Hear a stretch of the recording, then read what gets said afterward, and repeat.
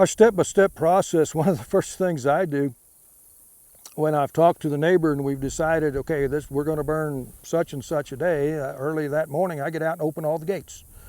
Our place will not have cows in it. I open all the gates so that there is good access. The neighbors pretty well know where the gates are. I don't want them having to slow down, stop, open the gate if they're chasing a fire, setting a fire, or anything. It's just a hassle. So I open all the gates, and even the neighbors that are not burning, assuming they don't have cattle in the pasture, I might open their gate as well, just so in case we have an oops, we can get in there quickly and put something out. And so actually having access, having the gates open from pasture A to pasture B, and even to, in our case, to the house where our water supply is at, is important to me. I want those gates open.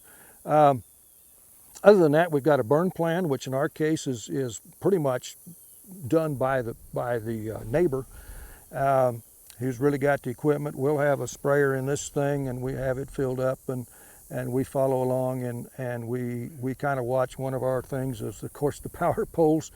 We watch those real close, and as well as go along the neighbor's fence or wherever we're not burning. He'll set the fire, and there's about 3 of us with rigs like this that go along behind, make sure it's out.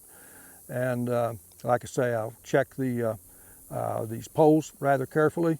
And then as the fire is more or less done, you always have to watch and make sure those cow pies are out. Cow pies burn for a while, and if you get a little stray wind, I actually know of a case where a little whirlwind came through, picked up a cow pie, moved it at least 100 yards and started a new fire. And so you watch those things, and I wet them and put them out along the edge or the fire line, and sometimes even just kick them in towards the middle to save some fire. But those are one of the things to watch, and just simply sit there for a while until those things have time to go out.